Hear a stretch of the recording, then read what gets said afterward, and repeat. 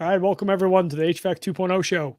So we've got a good chunk of the gang here tonight. We got Tanner down in Alabama. We got Abby up in Canada, in Winnipeg. It's colder than Well-Diggers Patoot there. We got Jeff in Indianapolis. We got Reedy in North Carolina. And I am in Ohio. If you notice, my background looks a little bit different. So tonight we're going to be talking about something that's like it's been bothering us for a long time.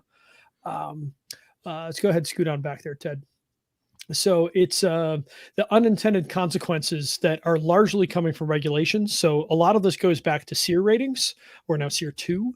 But now it's also very strongly related to the IRA because the IRA pushes for larger coils and, in general, worse dehumidification. And with 80% of the U.S. living in humid climates, this is a challenge. So regardless of whether we're talking electrification or we're just talking general equipment, this is a challenge. And particularly if you start measuring, you're going to start seeing things that we have going back a long time.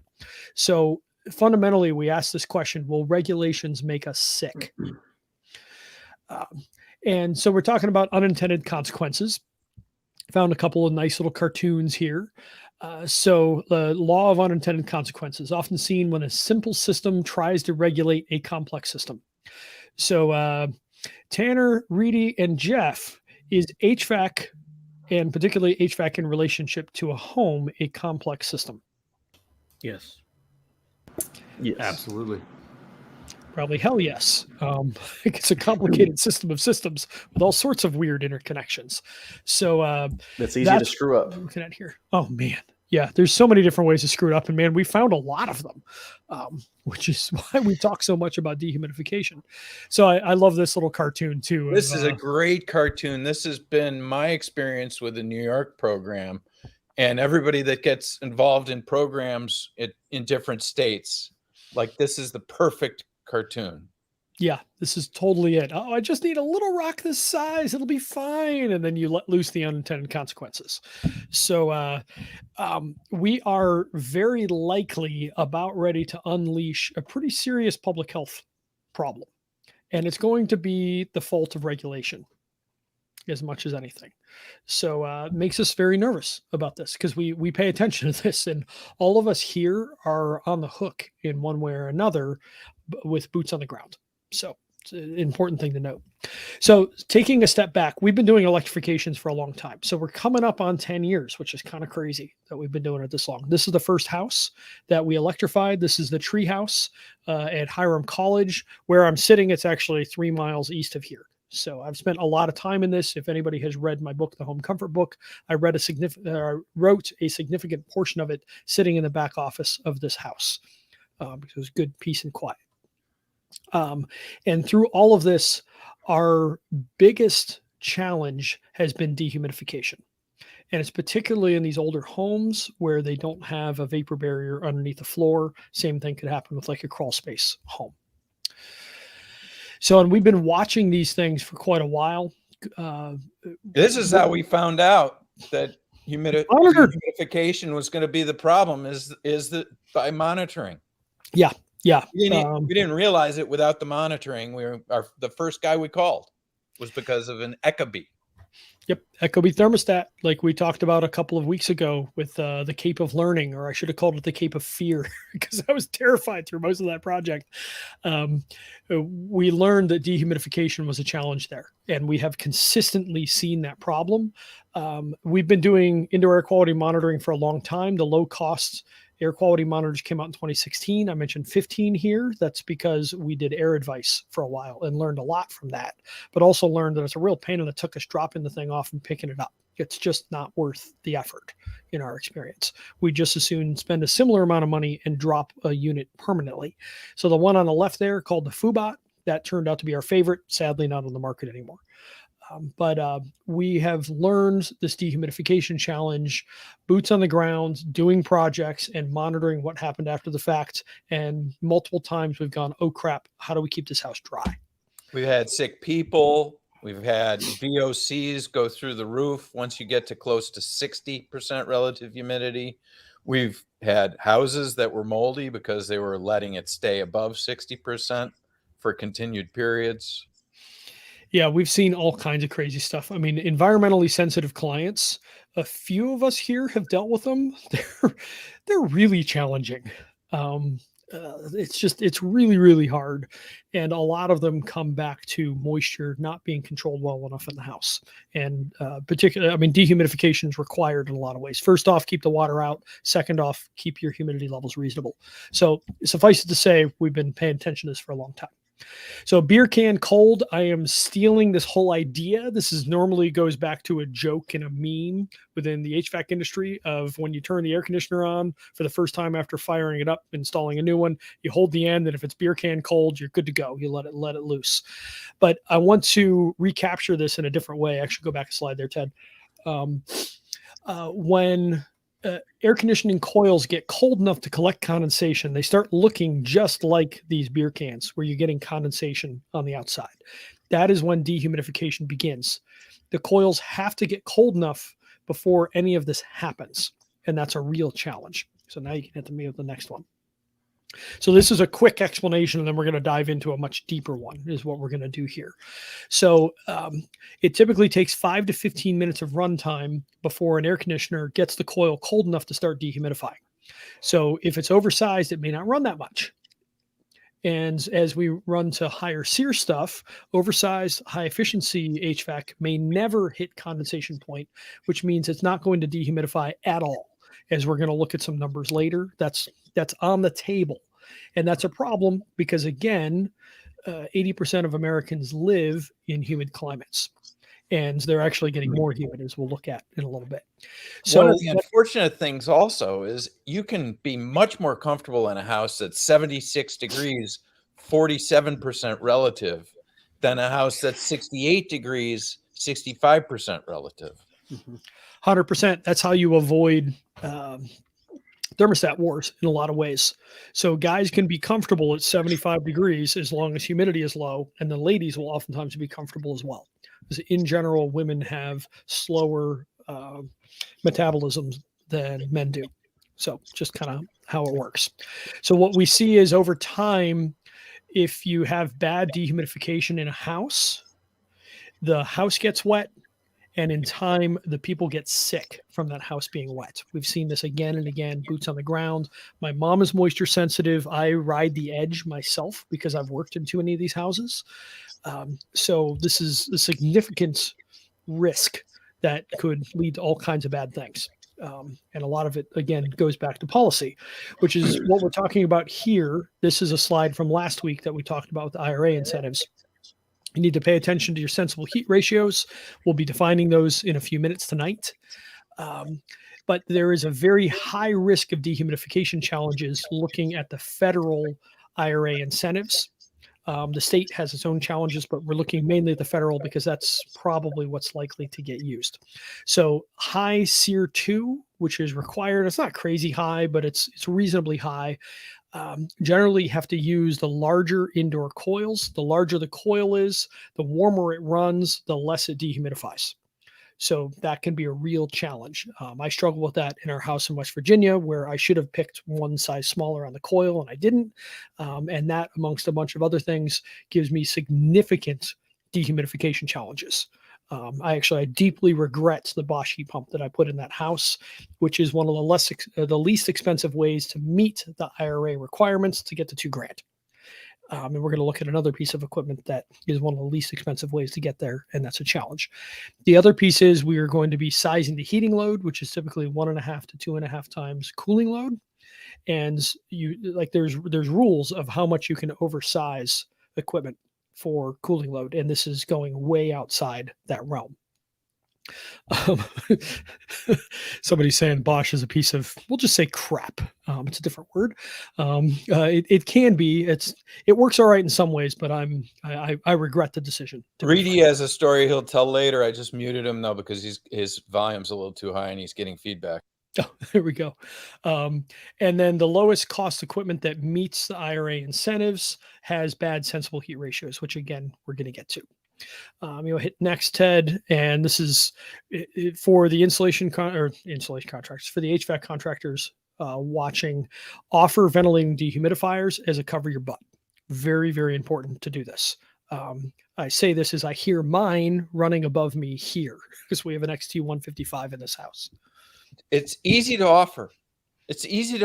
Don't try to sell it. Yep. Just ask. Yeah, exactly. You're just making them aware that it exists and that this is likely to be a challenge. But here's the thing that just kills us about this whole thing.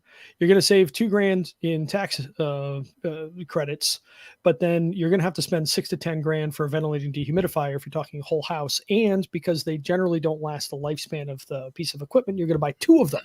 So you save $2,000 so that you can spend 12 to 20. Good job. It's very frustrating knowing kind of the natural path of things. All right, so key takeaways for tonight. Efficiency standards and programs push us towards equipment with lower dehumidification capabilities. We're going to walk through some of those pieces. We need more dehumidification, not less, for a bunch of different reasons, and this goes back quite a while. Houses without vapor barriers on the ground. So like I'm thinking about, say, pre-1950 homes where they don't have vapor barrier underneath either the crawl space floor or the basement floor. And then always offer a ventilating dehumidifier as an offer to client. Always, always, always put that on your quote. So here's what we're actually going to dive into, though. Those were the takeaways. So first off, dehumidification is a long-standing concern for us. This is not a new thing that we've been talking about, and particularly in older homes, because the first 4 electrifications we did were pre-1920. They're all 100-year-old homes in Cleveland. There are many, many forces that are pushing us towards increased dehumidification problems.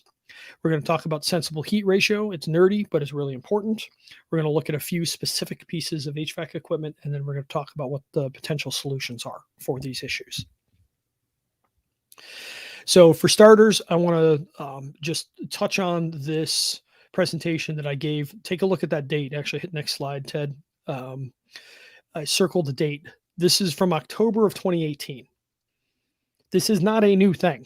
If you go look at me with Bill Smone at the very beginning of the Building HVAC Science podcast, episode 2 is me talking about how the most critical piece of maintaining indoor air quality is humidity control. So this is not a new thing for us, but now we're seeing all these forces pushing us to where we're like, holy crap, we're about to make a whole lot of buildings sick and their occupants sick with them. And this is really concerning because I'm very pro electrification. I mean, look, I'm wearing a shirt that says electrify everything. And I own electrifyeverything.net. This is something that we think is a good idea and it's inevitable. It's where we're going. But if we provide bad experiences, it's going to get slowed down because of all the negatives. Like I talked about last week, like the 1980s diesels that were miserable turned Americans off of diesels for 40 years. And you're not going to be solving these problems with PCOs and ionizers the way that a lot of morons think. You're like, oh, we're going to run into these mold problems. We're just going to throw this magical stuff in the ductwork and it's just going to magically go away. Who was it that posted a picture the other day of it was an ionizer that had mold growing on the surface of the thing? So they should save that for their sales flyer. Yep. All right, I'm going to pop this up for a second. We will come back to this question. Is anyone in opposition of using non-RA match systems geared towards sensible latent?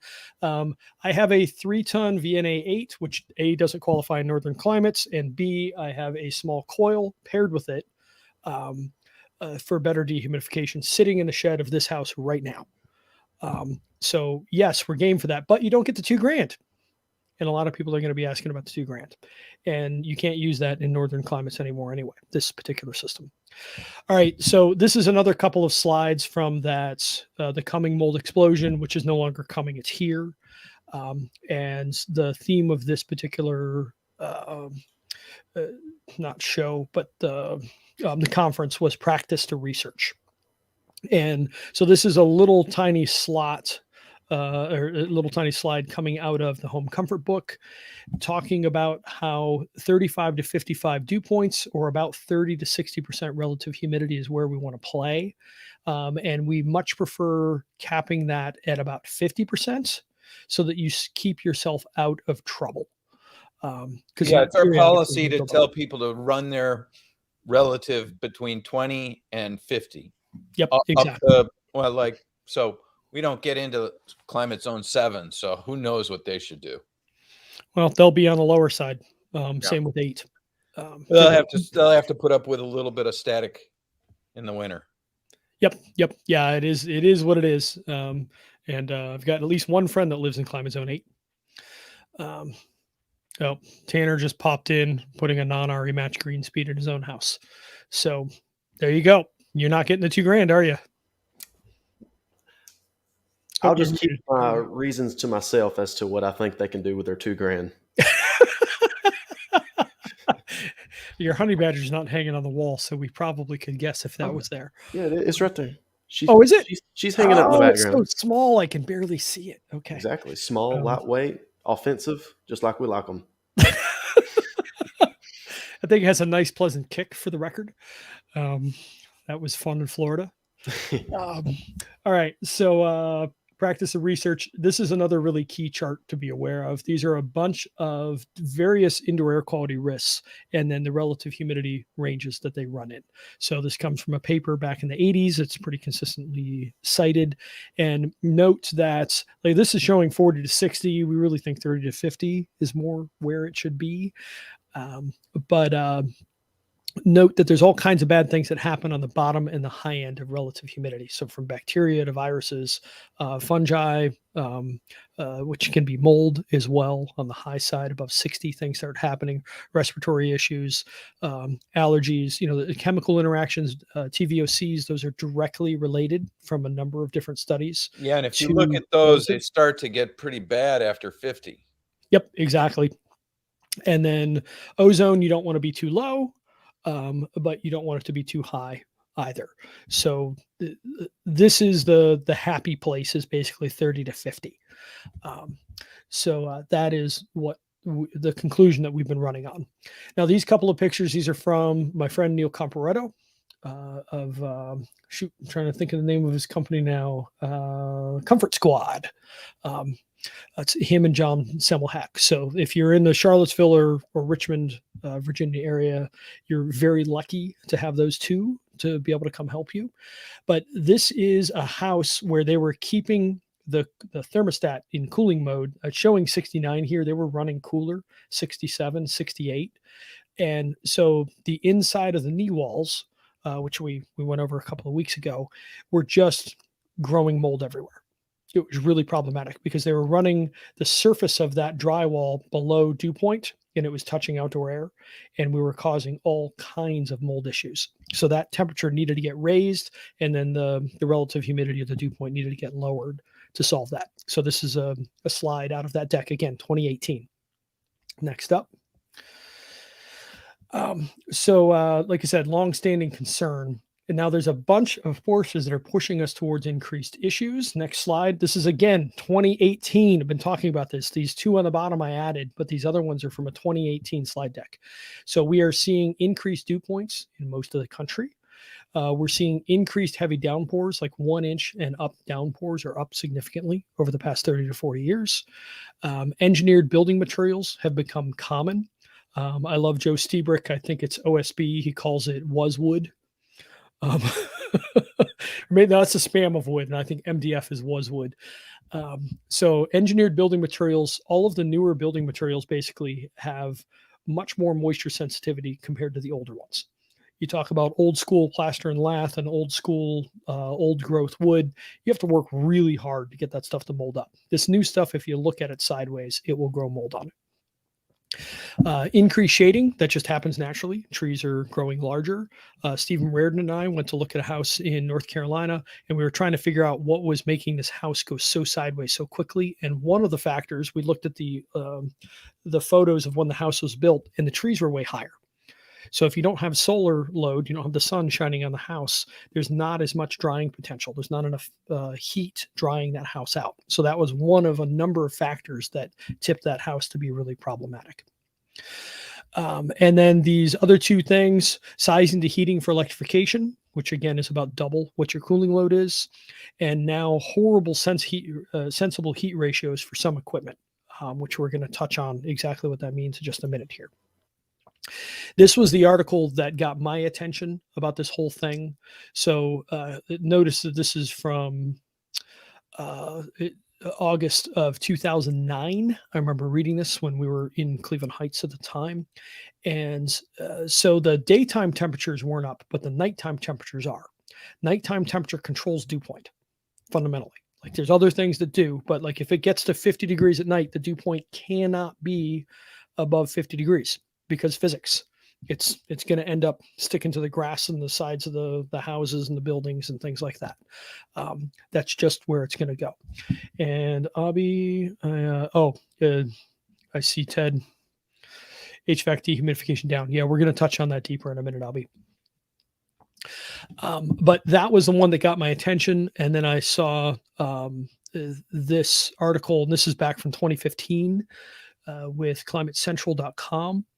And so I was born in 78. So within my lifetime, and this is going back 8 years ago now, note that the dew points are up from 59 to a little over 62. So a 3-degree bump. And if I remember correctly, going back to 1950, they're up about 5 degrees.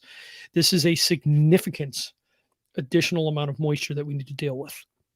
Our house in West Virginia, there are weeks where we go outside and it smells like mold just outside because it's a little bit lower where we are, and the temperature ends up being 2 to 3 degrees cooler than it is at the top of the hill, which gets us close to dew point, and everything just gets wet.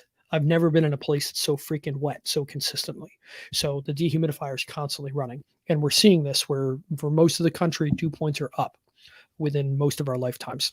Tanner, sorry, it's only like 2 degrees, dude. But the rest of us here have seen a bit more. If anybody knows John Tooley, he is one of the names within the building science world.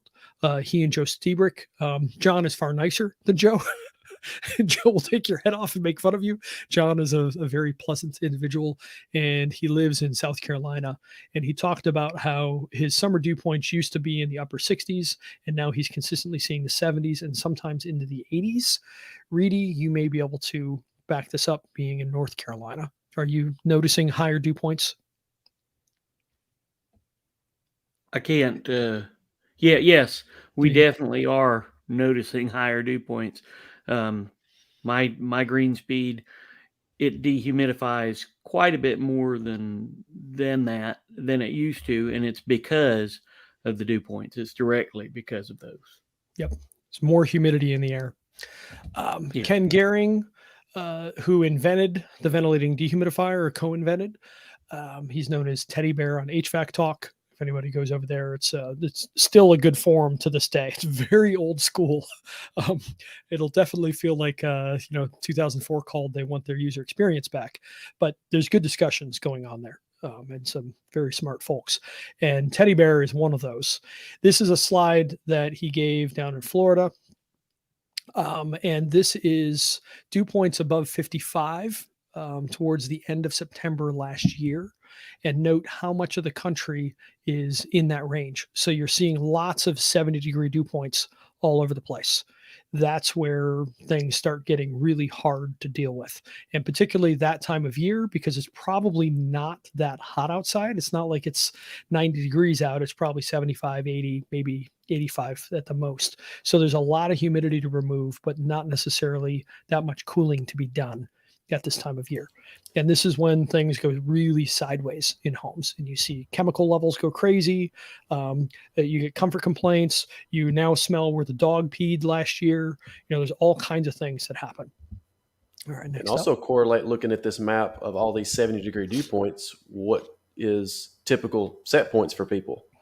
If it's 75-degree dew points outside and somebody's keeping it 68 degrees because they're trying to compensate, what happens in all those areas where that moisture is leaking in because the house is leaky? What happens there?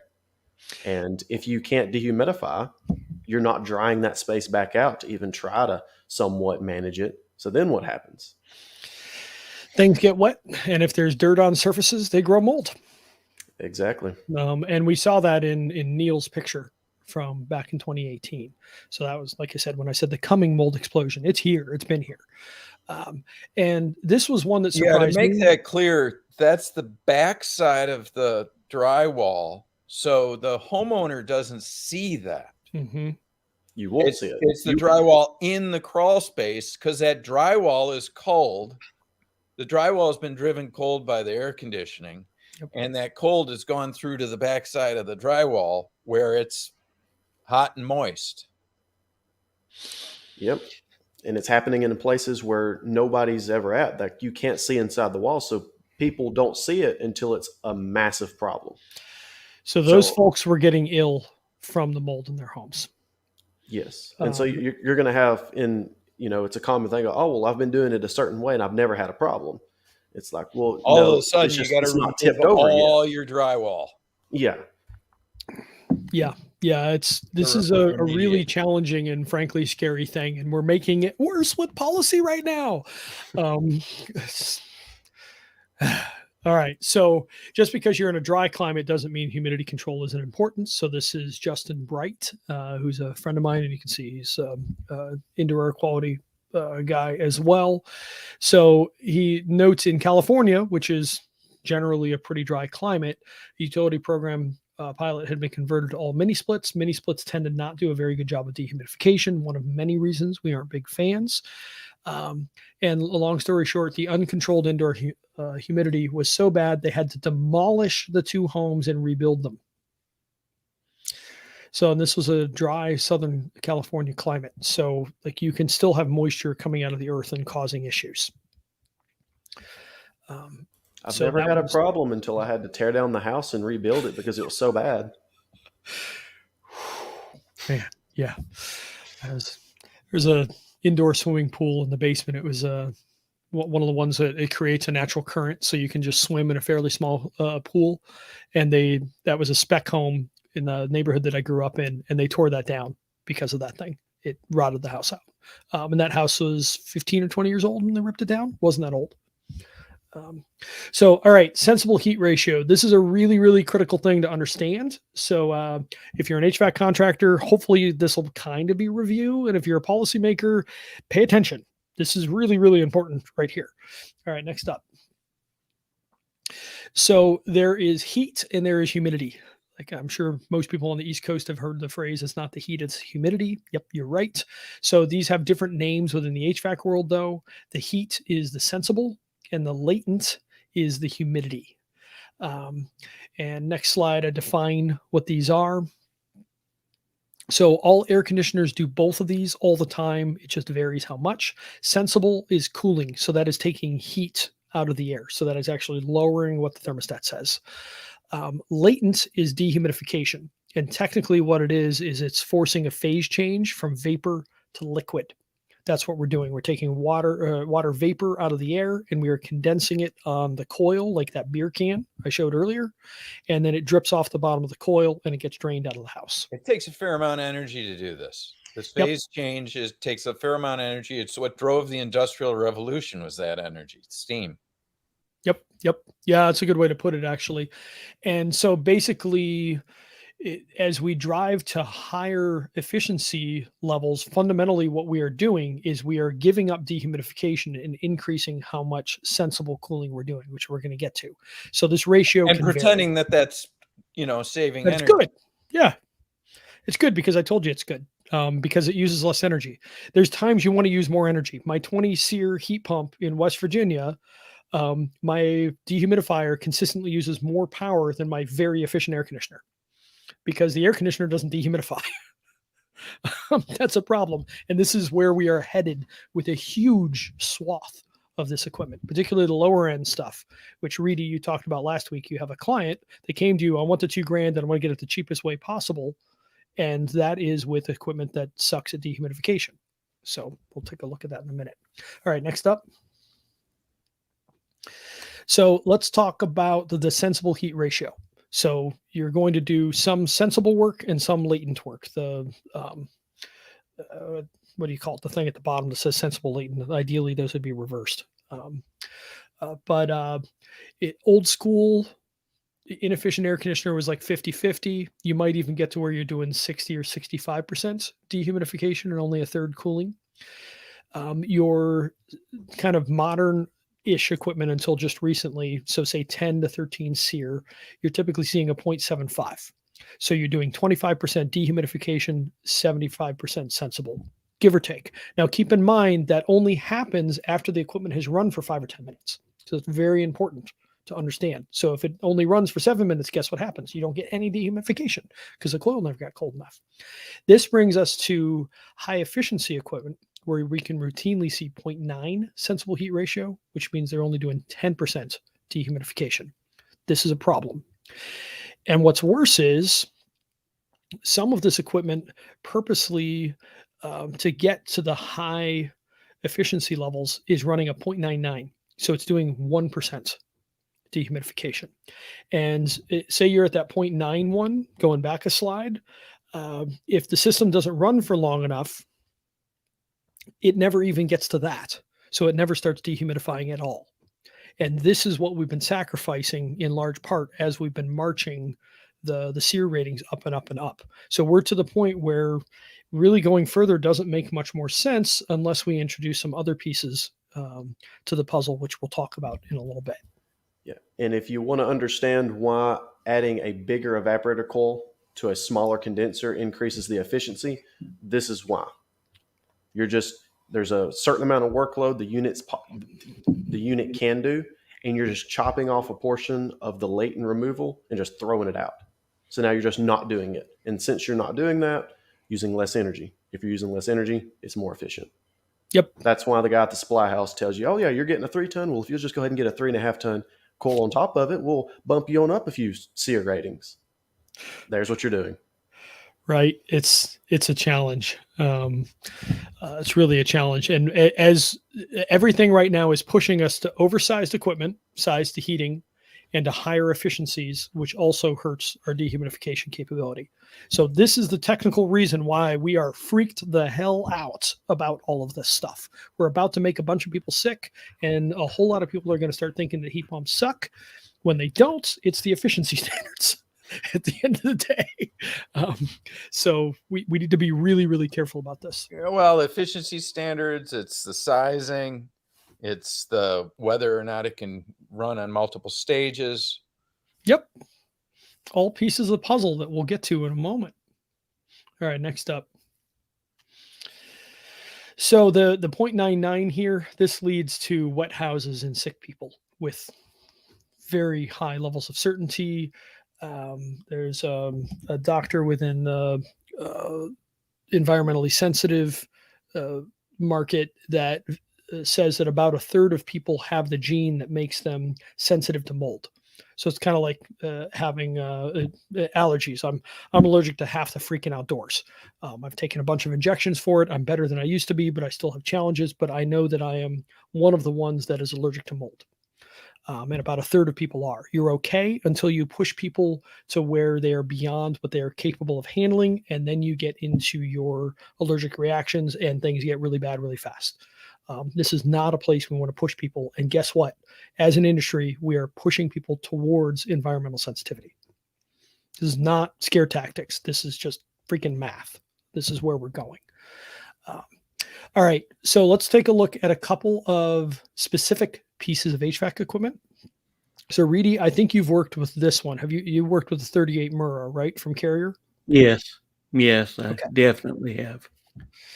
So this is a mini split based system that's dumb. So it can't change the fan speed, the indoor fan speed very well.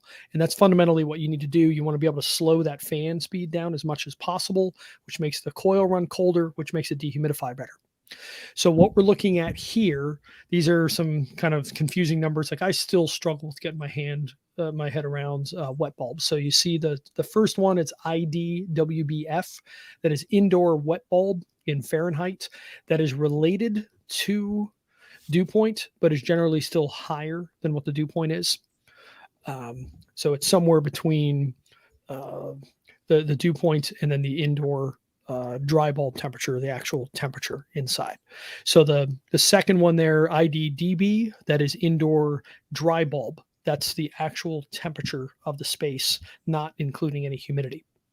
So what we're looking at here is a 60.8 wet bulb. Let's call that a 58 dew point, something like that, just to throw a number out there that may or may not be about right, but it's probably in the ballpark.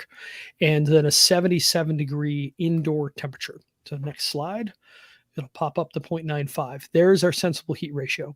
The S over T, that's sensible over temperature, or well, what it says right below it, sensible cooling capacity ratio. So that's the sensible heat ratio. So at that airflow, at those temperature conditions, that system, it is only doing 5% dehumidification. We need about 25% for most markets to actually be okay. More is better, less is not. So this is like a fifth of where we need to be. Anybody see a problem? Bueller? All right, next up. So here's a Daikin Fit. We put a couple of these in our Airbnbs in West Virginia, and I've been really impressed by these pieces of equipment. Now, these are communicating. I'll define that in a minute. Take a look at similar conditions. Now, there aren't identical conditions. Like this is expanded cooling data, which is what I was pulling that other stuff from as well. These are both 1.5 ton units. I have direct experience with the 1.5 ton units. My experience has been if the outdoor temperature gets to 75 degrees or warmer, these units do a very good job of dehumidification in the house. Like I've been shocked actually how well they've done. Genuinely surprised how well they've done until it gets to where they can't do it, and then you need a dehumidifier. But take a look at similar conditions. So we were looking at 75 indoor or 77 indoor temp before. Go back one, Ted. So 75 indoor temp, and then that is a 71 degree dew point, or I think that's something along those lines. I can't even read that. Anyway, at those conditions, that thing is doing 62% dehumidification and only 38% cooling. That thing is an animal at that condition. You are dehumidifying, and there's water just running off the coil in a consistent stream. And I've seen that with this system where my Bosch, which is very similar to the Carrier we just looked at, I thought that my condensate line where the moisture off the coil is supposed to drip out, I thought it was disconnected because I never, through an entire summer with a very humid climate, saw any water coming out of that line. And I changed some settings and got to where, I could get something, but then it didn't operate the way I wanted. These little things, these little Daikin Fit, man, there's always at least a drip, and sometimes there's a stream coming out of there. This is a really nice piece of equipment for dehumidification. Has really impressed me, to be frank. And anybody who knows me well knows that I don't speak well about equipment unless I really think well about the equipment. I won't pull punches on stuff. All right, so comparing to the same conditions, or as close as we can get, this is a 59 indoor wet bulb for where we were at 60.8 for the last one. Look at the different airflows here. So on the almost to the left, you see the 520, the 610, and the 700. Those are the airflows in the coil. That's cubic feet per minute. Note that at 520, we've got a pretty nice sensible heat ratio of 0.75. And then it gets worse at 610 at 0.83, and then note that it goes to 1. So it's doing no dehumidification at all when that fan is running at 700 CFM under those conditions. So fan speed, indoor fan speed, is fundamentally what makes or breaks you, and you need to be able to control it separately, or it doesn't matter. If you don't have a communicating system, you generally can't control fan speed well.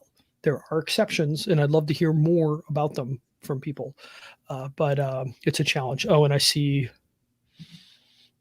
I thought 38 Mur is a condenser. That is the outdoor unit, but I showed what the pairing is. It's a 40 something or other with the 40 MUAA air handler.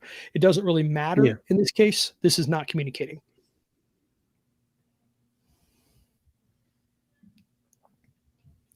So going back to the discussion of sensible heat ratios, remember how we need at least a 0.75 where we're doing 25% dehumidification. The Daikin Fit is hitting that just barely at 0.75 with these conditions. Under very similar but not identical conditions, the Carrier 38 Mura is only getting to 0.95. So that is not good enough. Guess which one of these is the cheaper product to install and still get the IRA $2,000? It's the Mura. Guess who's going to get to buy a dehumidifier? So, Reedy, was that you that just saw that actually? Yeah, it wasn't Was with Mura. the MURA, it was with the Bosch. But whenever someone wants one of these, we don't mind offering it, but we also offer a ventilating dehumidifier at the same time. That's the only safe path that I see moving forward. Yes. It's and good. at that point, you should have just bought a green speed or a 5-stage. And Yeah. how much energy are you really saving? Because you got to run the dehumidifier. You didn't. I mean, what's your cost difference? 4, 5, 6 grand, maybe something like that. Yeah, it's like 6,000. Yeah. So there you go. So one dehumidifier, and you can basically take care of most of that issue. You may still need a $250 dehumidifier for covering some of your weird shoulder seasons, but yeah, it helps a lot. So note to self, oversized, and this is just coming back around, oversized high efficiency HVAC may not hit condensation point. That's what we're seeing with the 0.95 sensible heat ratio. That's terrible. And we saw some ones in there too. That's terrible. This is going to make people sick. It's not a matter of if, it's merely a matter of when and how many. This is a problem. All right, next up. And then I put in just the your pie charts of these. So the Daikin Fit in this case is good enough, and the Carrier 38 MURA is not. It's way insufficient. All right, so let's see what the solutions look like. Oh, I'm seeing this. Can communicate. I've heard that. Please let us know how that goes and what thermostat you're using. I would get yourself some kind of indoor air quality monitor in so that you can watch what's going on. And if you haven't yet, offer a ventilating dehumidifier. Offer that now before you get yourself in a pickle later. I saw that Matt Reisinger a few years ago did this for, I think it was his in-laws. And I was like, so does that thing work okay? And dug into it some. And I'm like, I don't want one of those. I already did that with the Bosch. I'm not doing that again. All right, so here are our potential dehumidification solutions. There's 5. There's really more than this. But the cheap and easy way is you solve with a basic Energy Star dehumidifier. You can also do a whole house dehumidifier, also known as a ventilating dehumidifier. You can use communicating equipment, which helps, doesn't totally solve. You can size towards cooling, and you can use reheat dehumidification. So let's tackle these quickly one at a time.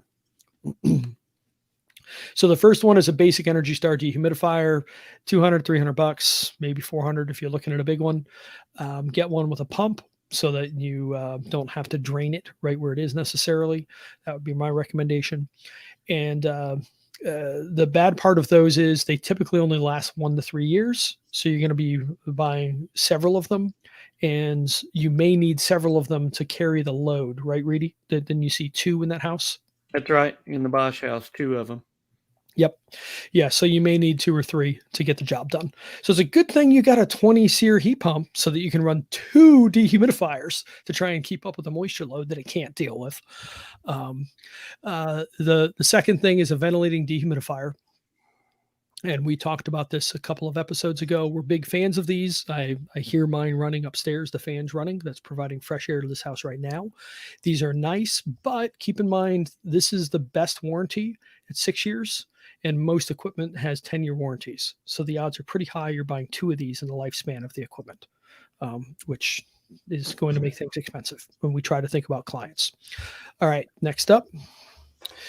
So we can run communicating HVAC. This is kind of a messy slide, but this is a Carrier green speed here.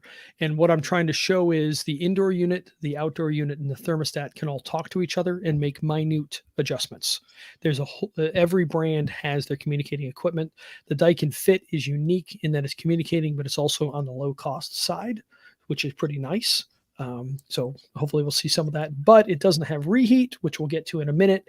And so that can still have dehumidification challenges, even though it's pretty good. But communicating equipment's a big piece of the puzzle. Next up is sizing towards cooling. So in general, heat load is between 1.5 and 2.5 times cooling. So say you have a 4-ton heat load, your cooling load is going to be 1.5 to 2.5 tons, something like that. So you can size towards cooling, size it small, and cover the difference with resistance heat. So we've done that on several projects, and that can work pretty well. There will be some grid planners that are freaking out about that. Fix your rates and we'll stop doing this. We don't work for you. We work for clients. We do what's best for our clients, not what's best for the grid. I honestly, I care about the grid, but I don't care about the grid because you're not paying me. So align the incentives. And then the other really nice solution, which we talked about a couple of weeks ago, is reheat dehumidification, which is where you run the air conditioner, which takes out, you want to hit the next slide, Ted, takes out the heat and the humidity. And then you use the resistance strips, the backup heat, to add the heat back in so that you get dry room temperature air out. That's what you're trying to do. And this lets you get away with, if you have the right equipment, big if. I tried that with the Bosch down there and an 824 American Standard. And it's not programmed well. It didn't work, which sucked. You also have to have it properly sized, or you may not. I mean, there are a lot of reasons that you may not be a fan of communicating equipment, and it's probably not the equipment's fault. Yeah. Yeah. I mean, if everything is talking to each other, is communicating. So like you're kind of stuck with that. Communicating equipment is super sensitive to power differences. So like you need to have, shoot, my mind's blanking on the phrase. What are you guys talking about? Yeah, surge protection. Thank you. You need to have surge protection on preferably the indoor and the outdoor unit, definitely the outdoor, so you don't roach it. Well, it's good to have a surge protector and voltage monitoring, because controls, and anyone that's ever worked in the commercial space on controls, you know that if you have an over voltage situation, it'll begin to fry, control boards and stuff like that. That's low voltage if it runs outside of that operating voltage zone. So that really starts to become, dependent on your area. There's some areas where everyone knows it's like, oh, well, this particular utility in my area, there's one in particular that it's just known that their voltages go up because they just can't control it. I guess they suck at their job. I don't know. And in those situations, it's a good idea to have a voltage monitor that can kill power to the unit if voltage runs out of those ranges. And as long as you do that, you'll be fine. It's usually small things like that gets overlooked that causes people to be like, oh, well, I'm not messing with that equipment anymore. It always has problems. Yep. And it's like, well, sort of, but not really. Exactly. So Tim wrote in here, systems with poor sensible heat ratio probably aren't good candidates for reheat dehumidification. No crap, Sherlock. I learned that the hard way with my Bosch, which doesn't dehumidify.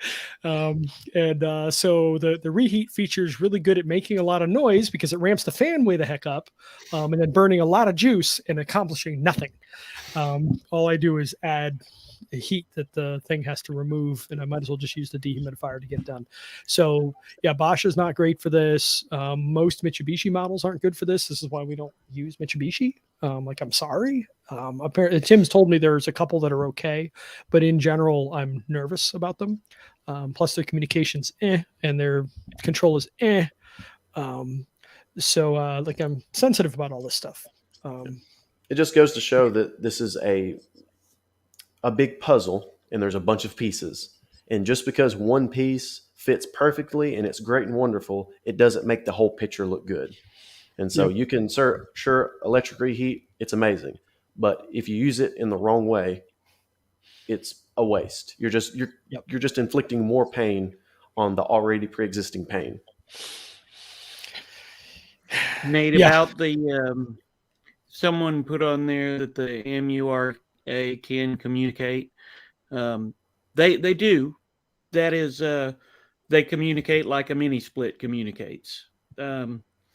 It doesn't mean that they dehumidify well, just like a mini split doesn't dehumidify very well.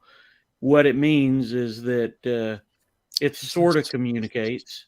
And the key thing about the MURA, if you look in the instructions way down after all of the data that they show, all the things that you showed, what it really comes down to is that you have to size that thing by the sensible heat.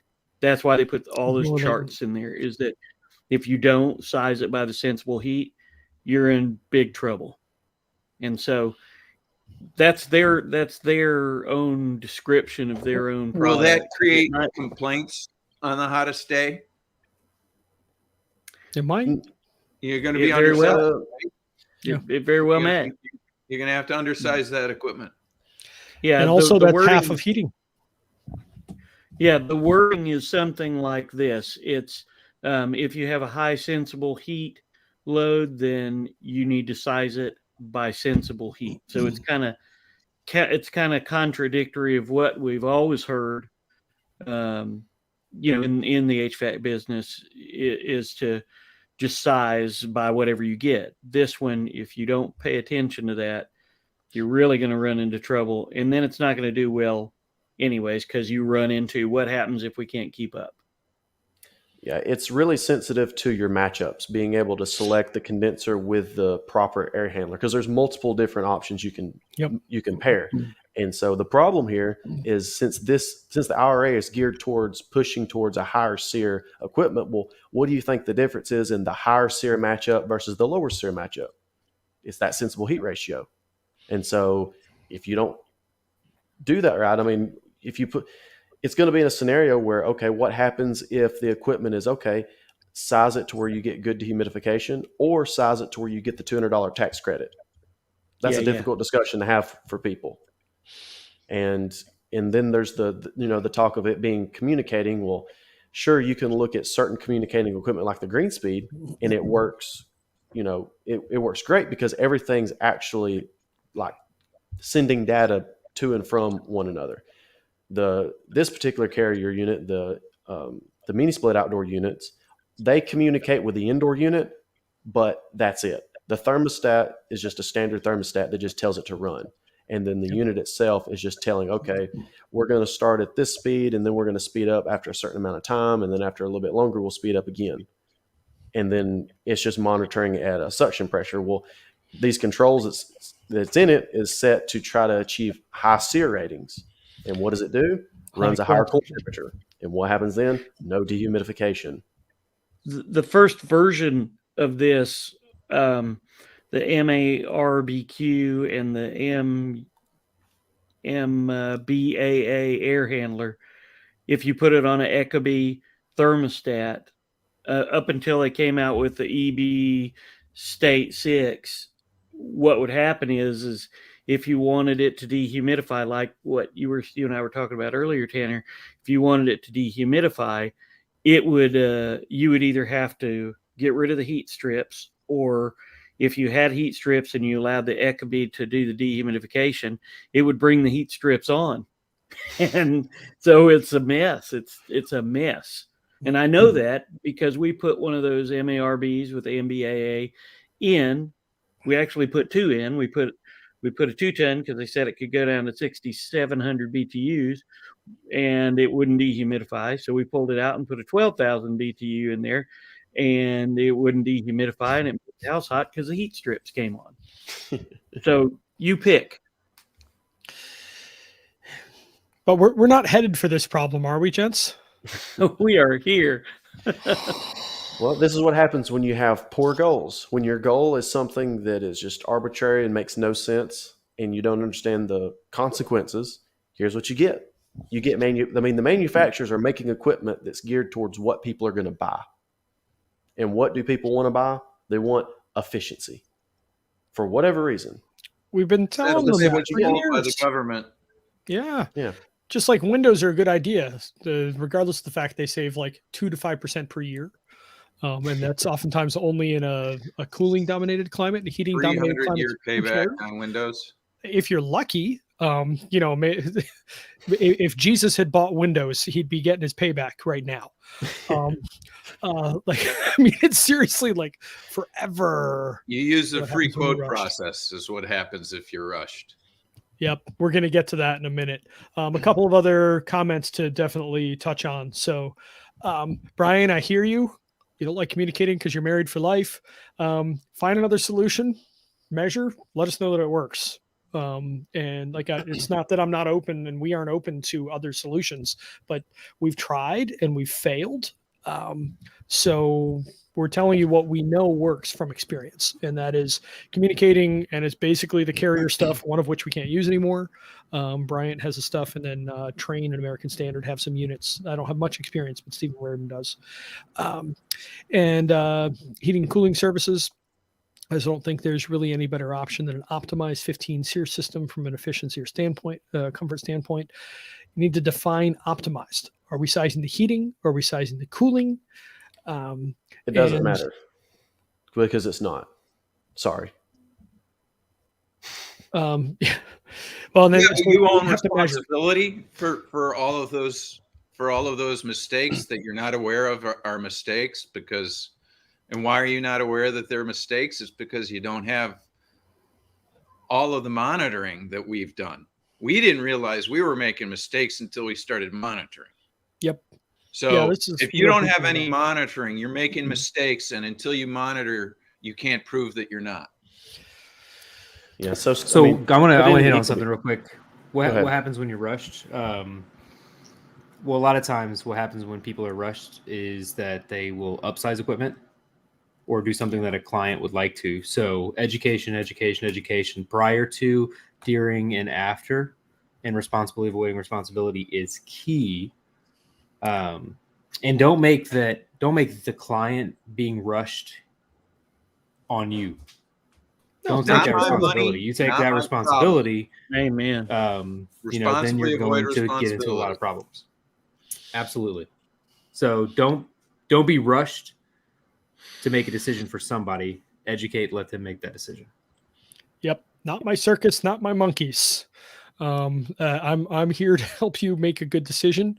If you want to make a bad decision, I'm going to let you know that it's a bad decision and still put that stuff in for you. You don't want us to run a blower door and load? That's totally okay.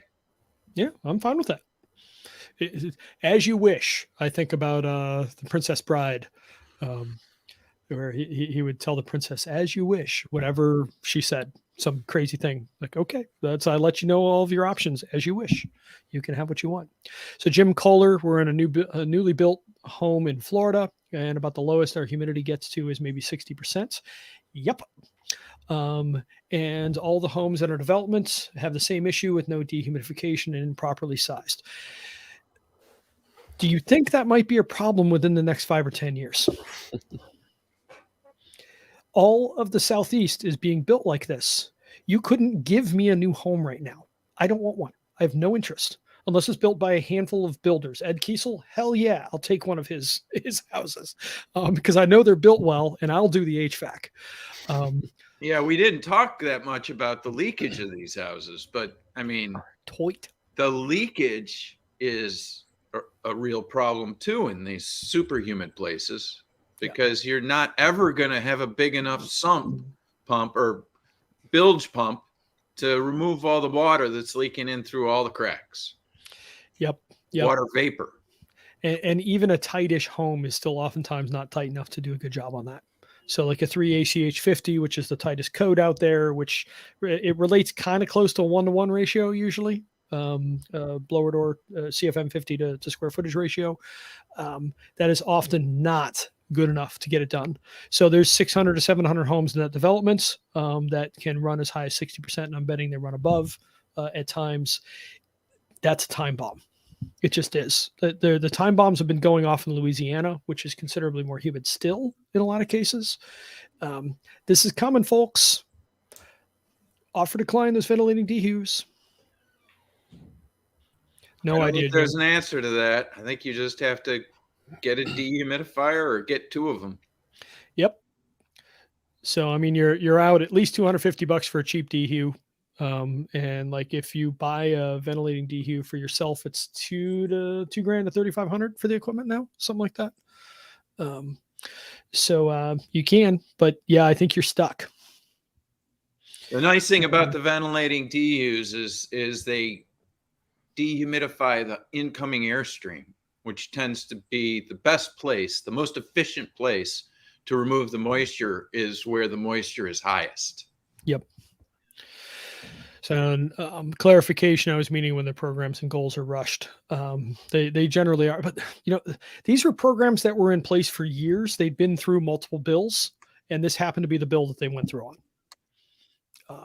So people just and all don't these know programs what the hell they're doing. Years, so they've known this. This isn't like the New York State program has been in full force since early 2000. Now, to be fair, there have been people in the New York program that really know what they're doing and really care. But this federal program, people just don't know. It's Dunning-Kruger. We have people on Child's Hill making decisions for us. It's freaking terrible. So when people are like, so the IRA is better than nothing, it freaking isn't. It's going to make our lives harder. We're going to have callbacks. We're going to have to deal with the crap that you caused. Shut the hell up and stop making rules for us. You just made our lives harder. Go away. This is not better. It's a hell of a lot worse. Stop doing this crap. I'm pissed. All right. Offer and decline.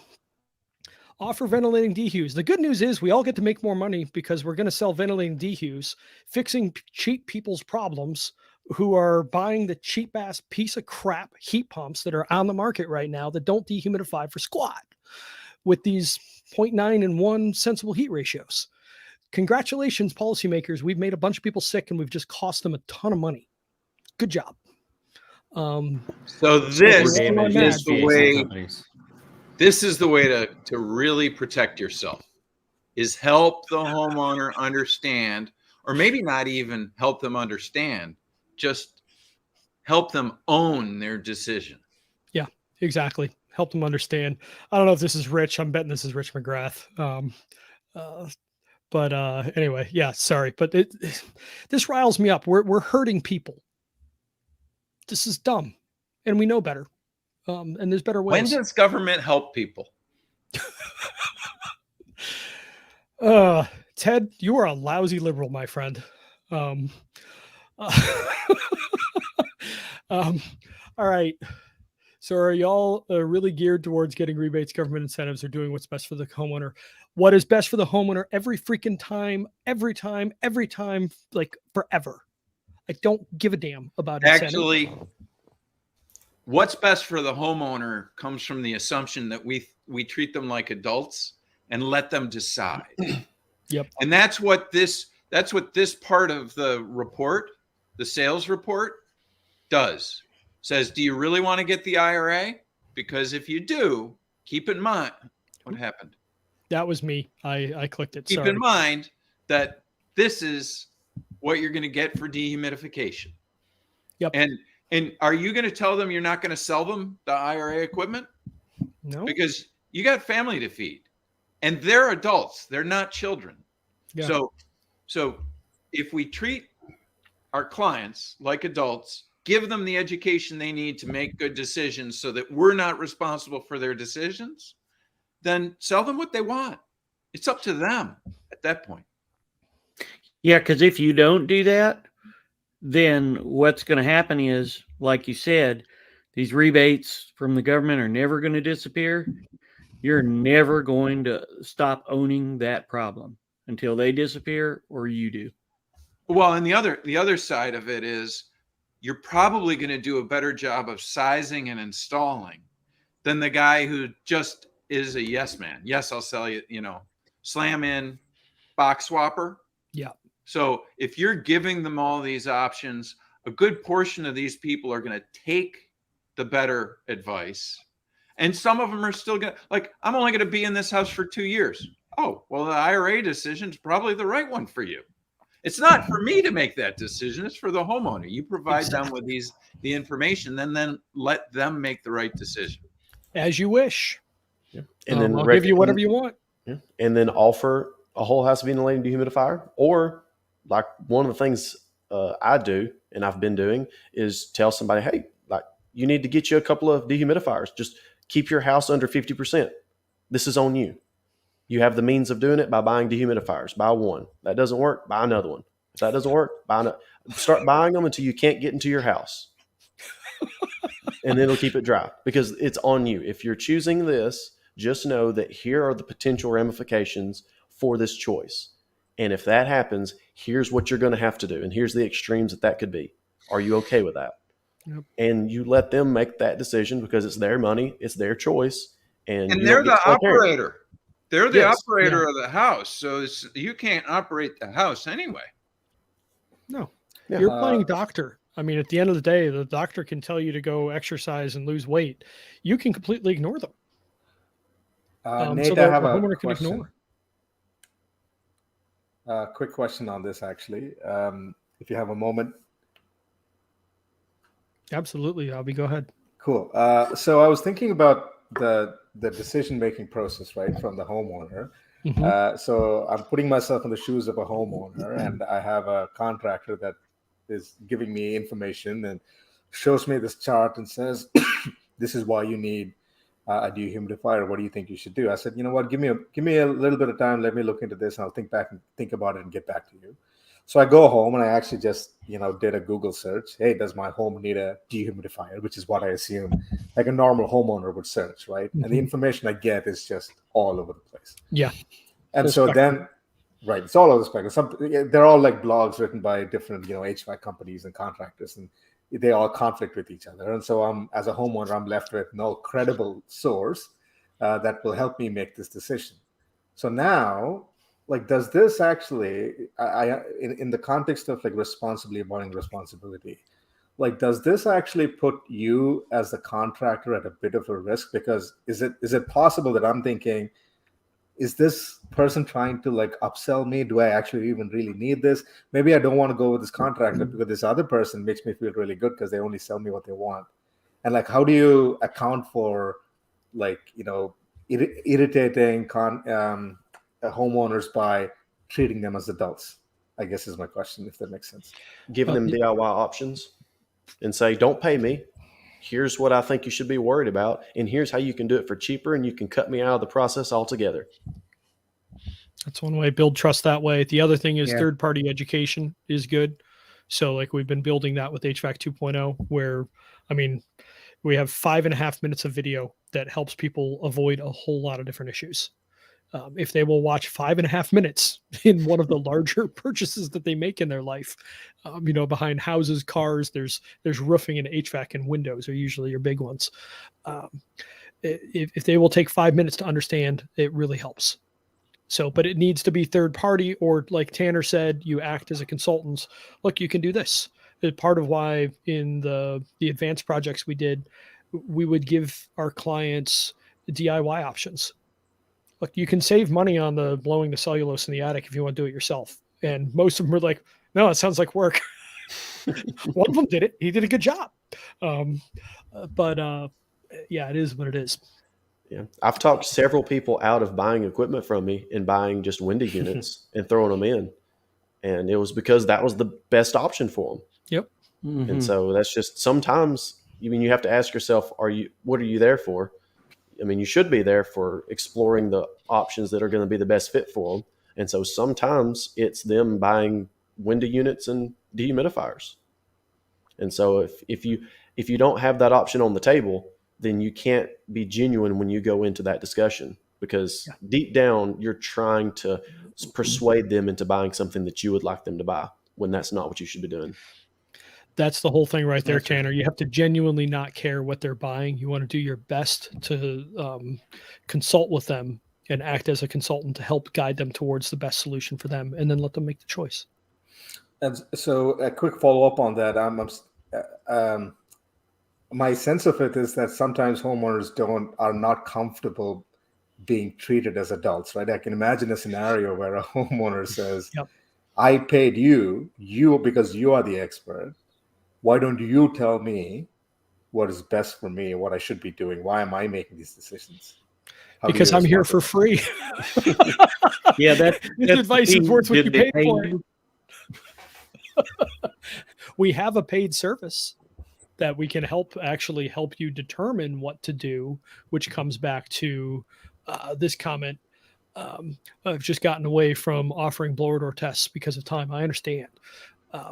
But if that is on the table as an option and you're not pushing it, you're just merely making them aware.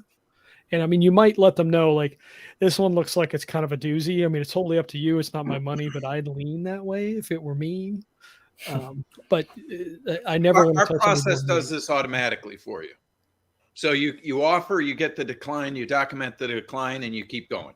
Yep. It doesn't take you. You get paid for the blower door, or you don't pull the blower door out. That's it. Yep. Yeah. There's no in the middle. It's a very simple equation. It's not complicated. Yeah. The options are just on the table. You're not throwing them at them saying, oh, we have to do this every time, or you're not going to do this every time. It's just there. And so it's just as bad to go in and say, hey, I'm going to run this blower door on your house and you're going to pay me for it. That's just as bad as not offering it at all. And then assuming there's not going to be problems. Because then you're just going to put in a unit and have an extremely leaky house that still sucks the way it had before. And you made promises that this unit's going to solve everything. Then what happens? Yeah, but you can visually see all those leaks, Tanner. Oh yeah, that's you right. should know that. There was that one article that said you don't have you to. You should know that. Ah. Don't talk back like that. Guess about the leakage on a house. Leakage. I take it back. Guess leakage. Corbett Lunsford says he can't guess leakage, but people that have never used a blower door can. I can't guess leakage. I've been shocked. I never know what's coming. When you use a blower door, you always guess the leakage, and then you look at the number and you're like, oh my gosh, that was wrong. Yeah, I was wrong. Or my guess was right. It's funny. That's the differentiating factor of someone that actually does the testing is the ones that's like, oh, well, you can just look and guess. That's the person that's never even probably seen a blower door. And the person that's like, oh, there's no way I could guess this at all. That's the one that's actually ran a bunch of them. And it's funny how that works. It is funny how that works. Yeah, it's almost like they're just a ego-driven moron, but that's neither here nor there. Tell us how you really feel, Tanner. Yeah, there's so much of this stuff, but in whoever you're looking for and talking to, look for people with real boots on the ground experience that have measured after the fact. I forget. I mean, does it go back to Sun Tzu? Maybe like strategy basically is defeated as soon as it meets the enemy. Like it changes as soon as you get there. So we can design and say this should work in theory as much as we want until you go out there and do it and try it. You don't know. That's why I tried the Bosch in our house. I had heard from some people it worked okay, and I've heard from other people that it didn't. I am profoundly disappointed by that piece of equipment, but I tried it. I put my own money on the line. Oh, Tim's here now. Oh, he keeps jumping in and out. But Reedy, I'm here. Reedy, tell him. Reedy, when it. Oh yeah. Sale today. Go ahead. Yeah, I went to a guy today. Actually, it was a comfort consult that I went to last week, and I did my second. Because we always go back just to go over the report with him. He put in a Bosch. And he did it because of the energy savings. He put in, it was a 3-ton outdoor, 2-ton indoor kind of unit. The static pressure was pretty good on it. It was 0.25. Yeah. All else was pretty good, but it would not dehumidify. He said, that's the thing I noticed. It just wouldn't dehumidify. And I said, well, tell me a little bit about it. He told me about it. This guy got this Bosch. He had 5 different quotes. He had a quote for somebody offered him a quote for a 5-stage, the VNA8, and he didn't take it because the quote was like for $15,000. And he said, there's no way under the sun. So this guy's bought this Bosch. He's got the Bosch thermostat that goes with it. I don't know what it's called, but he's got that. He was disgusted by it because it wouldn't dehumidify beyond 65%. So He got himself a couple other thermostats that said they would dehumidify. He finally found the Ecobee, got the Ecobee, got the 5th version of the Ecobee. It wasn't doing good in dehumidification. He went and he bought the 6th version of the Ecobee, and he had Lowe's install it. They installed it wrong. It was running his heat strips forever. He spent $912 one month. And the only thing that's helped this guy is he has 2 dehumidifiers in his house. And I don't know how he did it, but somehow or other he figured out dew point, and he figured a way to set those to come on when the dew point in his house, they would come on. And that's the only way that he got his house to where it's reasonable. And I don't mean reasonable like 50%. I mean reasonable like 55%. And it's good enough for him, but boy, 2 dehumidifiers, and he's spending how much on those dehumidifiers? Hey, Timmy, you got anybody in your life that recently bought a Bosch? I do. Somebody who scored high on a comfort consult on their pain point on the cooling, and they declined a comfort consult, even though they had a 9 on their cooling problem, and said they wanted to make a decision quick. I offered them, knowing they had high pain, I offered them a green speed, a VNA 8, and they had said some stuff about allergies, so fresh air. It was a pretty good quote, I think around 25 grand, something like that. And they declined it, and somebody else offered them a Bosch for cheaper, and so they went with that, which is that's their adult decision. And this person's also an engineer and declined the testing, which I thought was kind of strange. But hey, those engineers know best, Yeah, and did he ask you? He said to you, what piece of equipment would you be comfortable recommending without doing the comfort consult? Because you would have probably been comfortable recommending a Bosch had you done the comfort consult. Because you Daughter's having a party. Yeah, she is, which is why I've been absent and on mute. But yeah, I think there was a chance we could have got to the Bosch, but without testing, without really investigating his house, I wasn't going to take on the responsibility of the risk of that working or not working.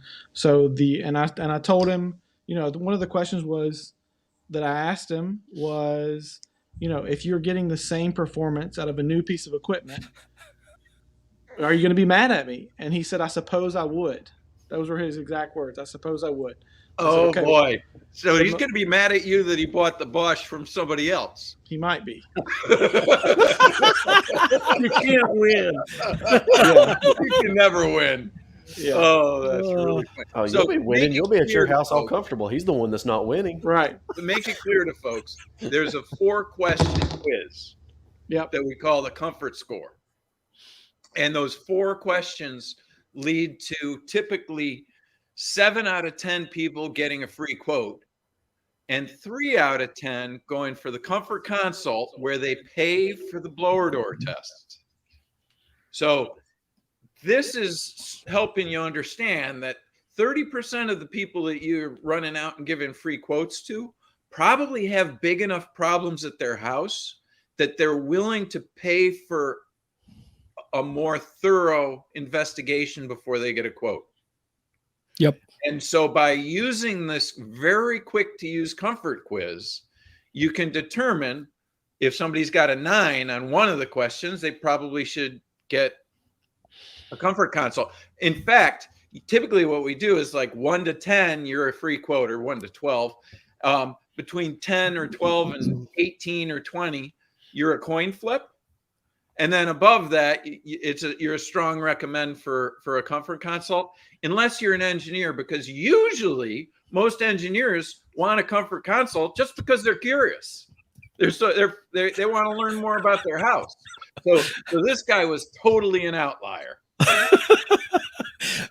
And we give engineers a hard time because there's oftentimes overthinking, and then oftentimes good decisions, and then sometimes not so much. Well, but this guy engineers are certainly consistently a didn't little overthink. tricky to work with. He underthought. Yeah, Well- this one did. That's for sure.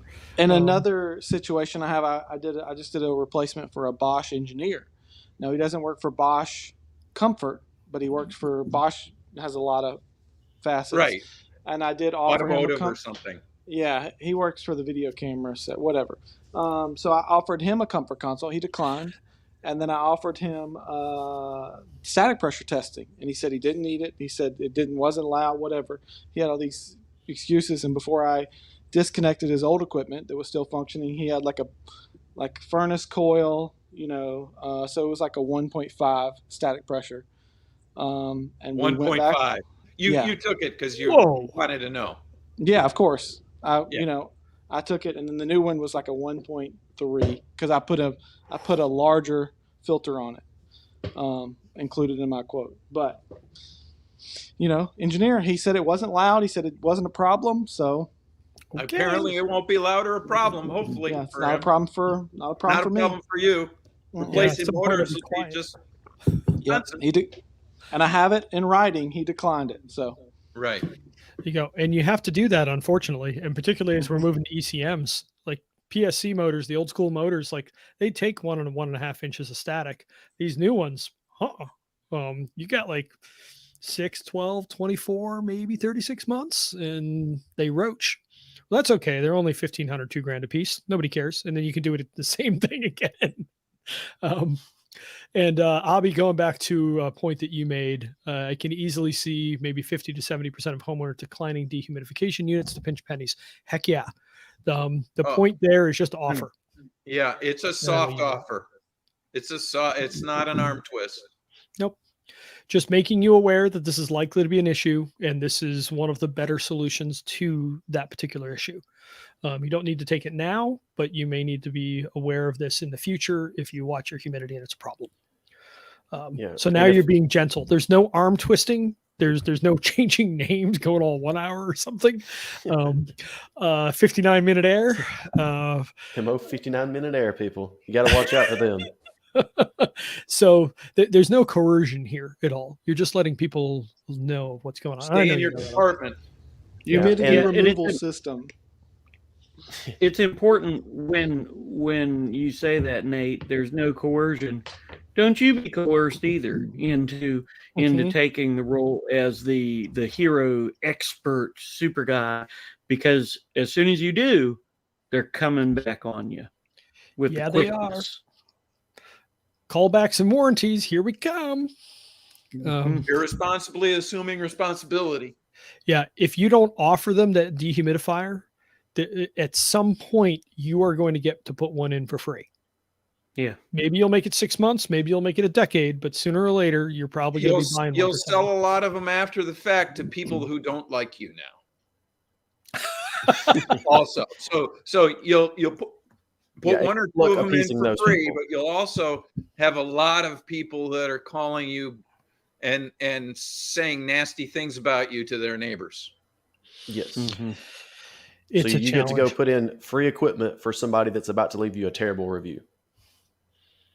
And so like bringing up Abby's point again, if it's somebody in a situation to where they're kind of, trying to look to pinch pennies and they don't have the money, maybe it's a good idea to also bring up to them, be like, hey, maybe you're not a good candidate to chase these incentives because the equipment that's going to qualify, it may force you to get a dehumidifier in the future. So maybe you get the cheaper end unit and then save that additional budget to buy standalone dehumidifiers if needed. Yep. Or we run that smaller coil, in which case it doesn't qualify anymore. We run a different piece of equipment, like what we're running here. This won't qualify. So let's see here. We got one other good comment here. I've got a commercial train precedent with Honeywell 8000 commercial that runs gas and AC at the same time, pretty much all spring and summer. So that's reheat, but that isn't hot gas reheat. That's flat out gas reheat, and you can only get that in commercial systems where the furnace heat exchanger comes after the coil. There are no residential systems that do that. Yeah, residential. That's preheat. That's preheat, not reheat.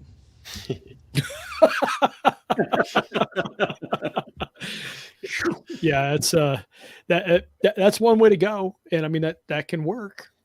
It'll save you money. Preheat. Maybe. Keeps life interesting. And then Steve Demansky was in here. I'm trying to, where is, here we are. So thanks, Steve. This was a little bit ago, so he may be gone now, but appreciate that. So yeah, we're trying that. This one is weird. Normally we aren't trying to talk to policy folks as well as HVAC, but in this case we are. But if you're an HVAC contractor, watch your butt with all of this electrification stuff. Like I said at the beginning, we're a decade into doing electrifications, or darn near 9 years. And dehumidification has been by far our largest and most difficult struggle. Actually meeting heat load, not a problem. That's what resistance is for. You put 10 or 15 kW in, you got 34 to 51,000 BTUs. You're fine in addition to the heat pump. It's not a problem. I'm very, very seldom worried about heating. Now, dehumidification, I'm scared. And you should be too. So hopefully that is helpful. And there's our key takeaways. Efficiency standards and programs are pushing us towards equipment with lower dehumidification capabilities right as we need more. I didn't really dive into this that much, but houses without vapor barriers on the ground are hard because you're dealing with all the moisture that's coming through the earth as well. And then we hammered home, always offer ventilating dehu. So hopefully that was helpful to everyone. Oh, that's funny. Hate to see their gas bill. Yep. I don't know. You're just running the air conditioner and the furnace at the same time. You know, it couldn't be too bad, right? It's only a commercial building. Lots of square footage, lots of space. So anyway, hopefully this was helpful. Does anybody else have something you want to add before we go to after show?